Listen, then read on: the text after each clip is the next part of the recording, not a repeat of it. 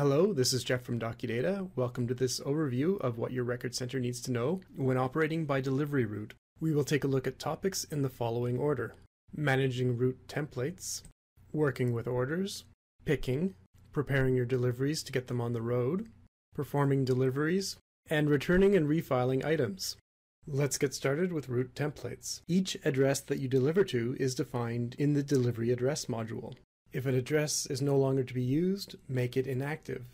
One of the methods for adding dates for delivering the tapes that you are storing back to the clients is to import a list that specifies the tape to deliver, the address to deliver it to, and the date to deliver it on. To facilitate this, I like to give the primary service address for each account the address code of primary. It is also very useful to add notes to delivery addresses. These will appear on the delivery slips for the driver and also on the interface for organizing your deliveries during dispatch. To directly work with your delivery route templates, open the Delivery Maintenance module on the Orders tab and select Route Templates from the File menu. Here we can edit, delete, and rename existing route templates and add new blank ones. Editing the master route, I see that it currently has only one address. I can directly add a specific address for a specific account by clicking on the Add button, selecting the account, and selecting the address. The address is added to the template with a default estimated delivery time. This time is not seen by the customer and is used only for sorting purposes. You can change the sort order by changing the estimated delivery time for an address.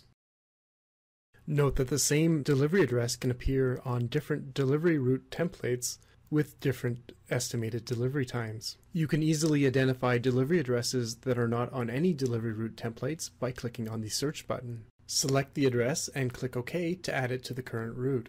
Now if we use this route template, the system will identify any work due for these accounts and addresses. When printing the delivery slips, they will print off in the correct order. Another way to add delivery addresses to a route is to open the Delivery Route module, find an existing route that includes the desired delivery addresses, click the Edit button or press Ctrl E, select Merge Route Template, then on pressing Ctrl Enter or clicking the Save button, you'll be asked which route template to merge the addresses into. Now let's see what you need to know about working with orders. When working with tapes, most of your orders are created without your intervention, either by tape rotation schedules, return dates, or by orders placed online by the clients. If you do need to place orders directly in EDC, you can simply follow the standard procedure, which has step-by-step instructions. While we have the Orders module opened, I will show you where to download Rush pick lists, and we will also discuss after-hours emergency orders, which require a phone call from the client. Finally, we will see how we can set up recurring orders to ensure that you always go to a client's site on their schedule, even if they do not happen to have tapes for delivery on that date. If you do open the Orders module in EDC, it opens to the most recently placed order. Pressing the Insert key will start the order creation process, in which EDC will prompt you for the information that it requires. For some users, you may be required to enter their password at the record center.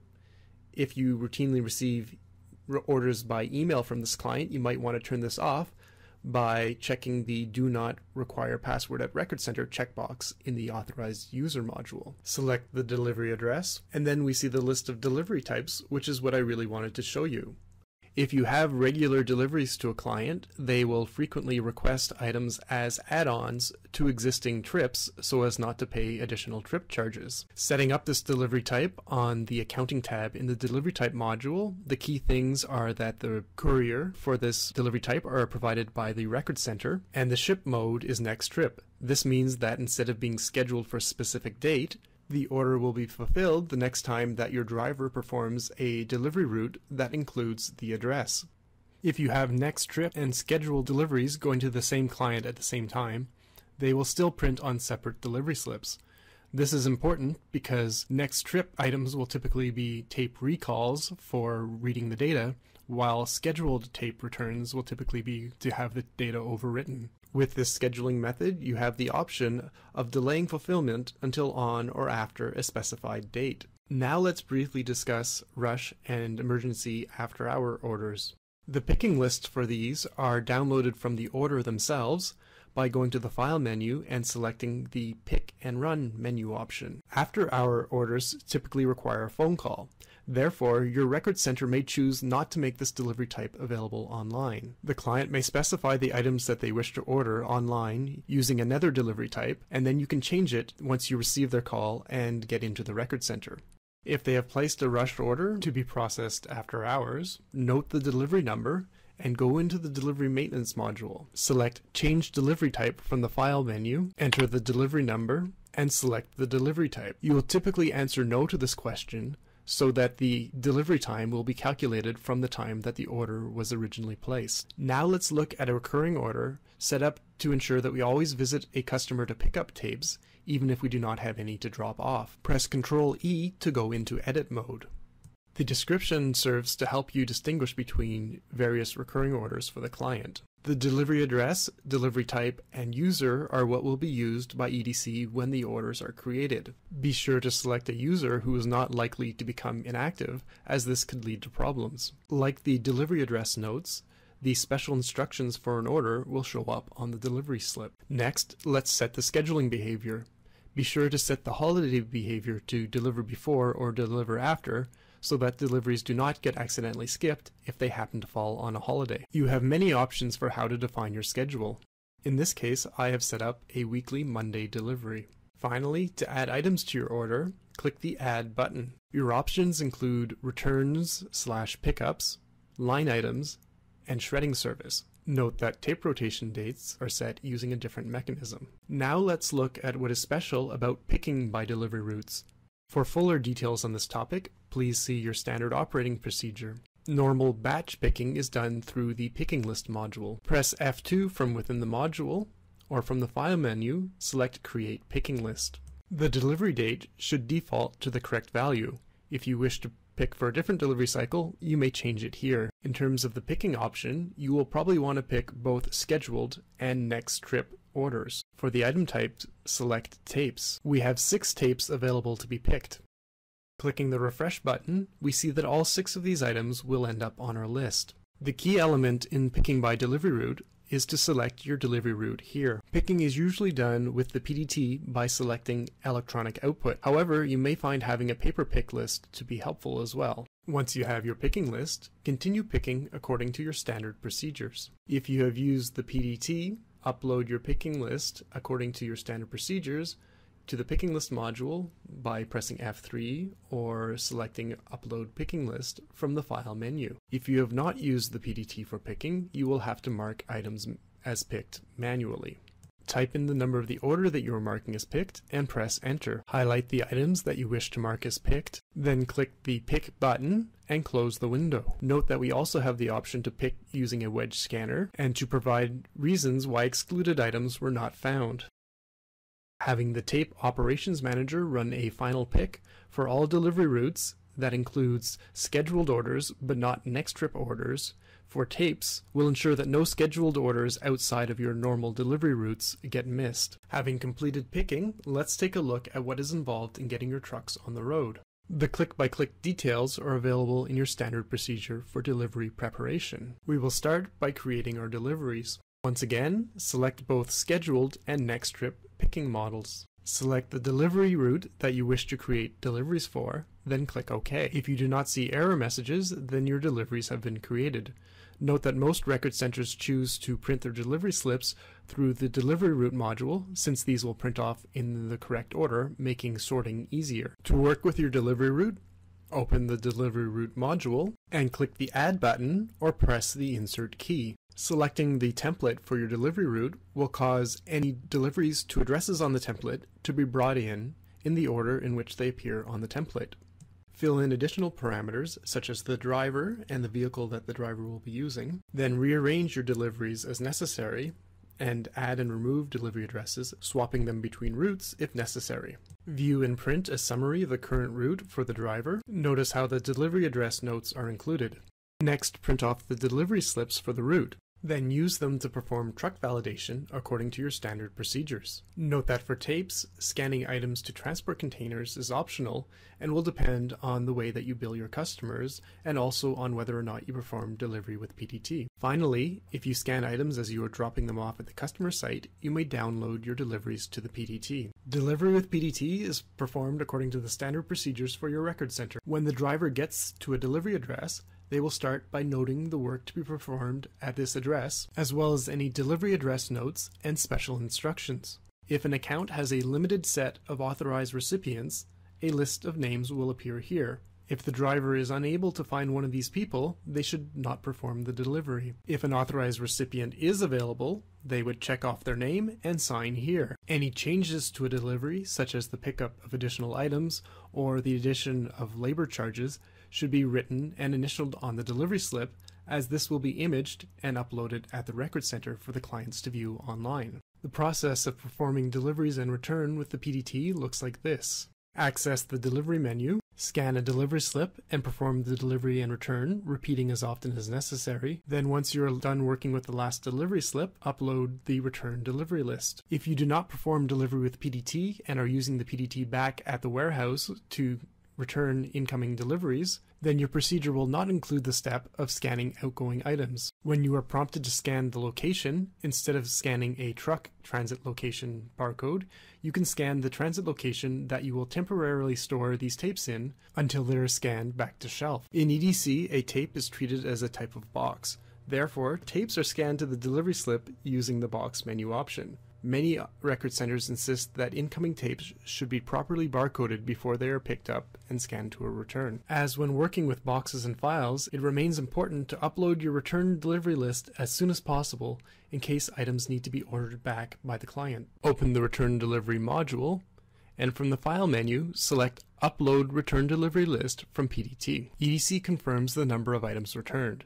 If you have more items to add to the return, answer no to this question, and the delivery will remain in the deliveried state, permitting you to upload another batch of return items. If any itemized items that you were expecting to pick up were not picked up, an error report is printed. If your customer is set up to receive itemized return slips, these will be automatically sent at the time when you indicate to EDC that the return is complete and any warnings have been acknowledged. You can print the refile list if you wish.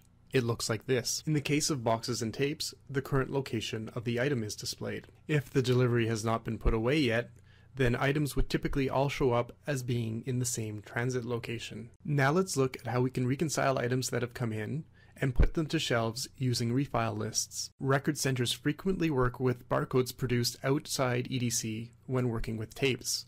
There are two things that we need to know about this. First, for the PDT to accept a length of barcode as a tape or box barcode, it must be flagged as such in the System Information module. Second, duplicate barcodes are possible between different accounts. Items with duplicate barcodes cannot be moved using move lists, since EDC cannot uniquely identify which item you are moving. However, they can be picked and refiled, since in these cases, the account is known. To create an electronic refile list on your PDT, open the Return Delivery module, and from the File menu, select Create Refile List. Select Tapes as your item type, then click the Add button to select the deliveries that you wish to put away. Enter a delivery number by typing it or by scanning the delivery slip with a wedge scanner, or press Enter and select your delivery from the list of deliveries with items to be put away. After adding one or more deliveries to your refile list, click OK. Follow the steps in your standard procedure to put the items away using the PDT, then open the Return Verification module, and on the File menu, select Upload Refile Results. You are notified if any items from your deliveries were not put away. As with picking, if you get interrupted during your refile process, upload your refile list wherever you are, and you can always download a new list to complete your refile process. One of your daily quality control mechanisms is to view the status of any deliveries that are not yet verified. To do so, open the Return Verification module, and from the File menu, select View Not Verified Returns. While a busy record center will always have deliveries that are not verified, the status of the deliveries should make sense. Pay special attention to older items. A status of delivered indicates that the delivery was performed, but it was not marked as completely returned. A status of returned indicates that the delivery still has items that remain to be put to their final locations.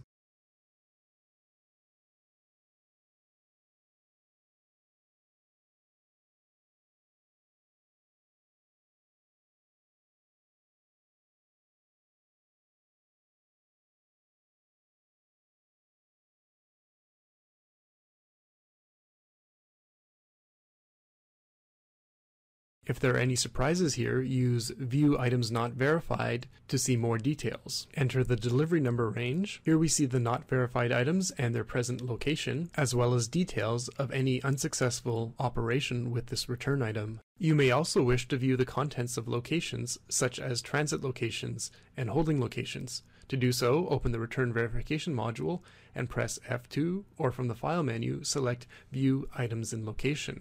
Enter the location either by typing or scanning its barcode, and note any unexpected items. Operations managers will also want to keep track of any process errors by going to Delivery Maintenance and from the File menu selecting Reconcile Process Errors. This brings up a useful interface listing process errors and warnings. You can acknowledge these and mark them as handled by clicking here. The name of the employee who acknowledged the error is recorded. Scanning your signed delivery slips makes them easily accessible both at the Record Center and for your clients online. Open the Delivery Imaging module and click Scan or Import.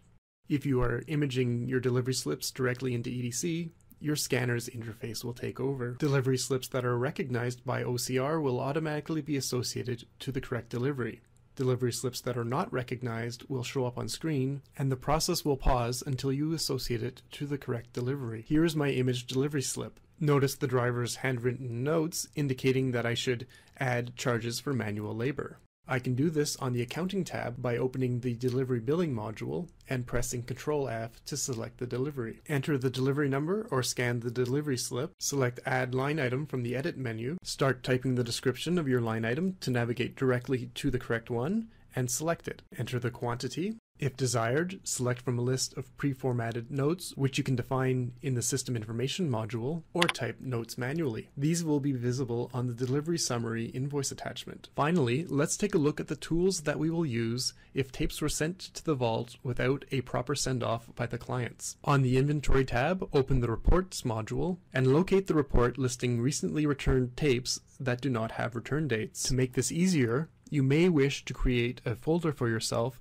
to contain your favorite report. Click on the Preview tab to run the report. If the report is not empty, this means that clients have returned items to the vault without specifying what date they want the items delivered back to them. Click on the Print button, then select Print to File and click OK. This creates a CSV spreadsheet. Complete the spreadsheet by adding the missing dates and changing the descriptions if necessary. Close the spreadsheet and save your changes. Then open the Box and File Maintenance module on the Maintenance tab, and from the File menu, select Import or Import with Wizard. Select the Import Description file that will tell EDC what spreadsheet to import and how, then click OK.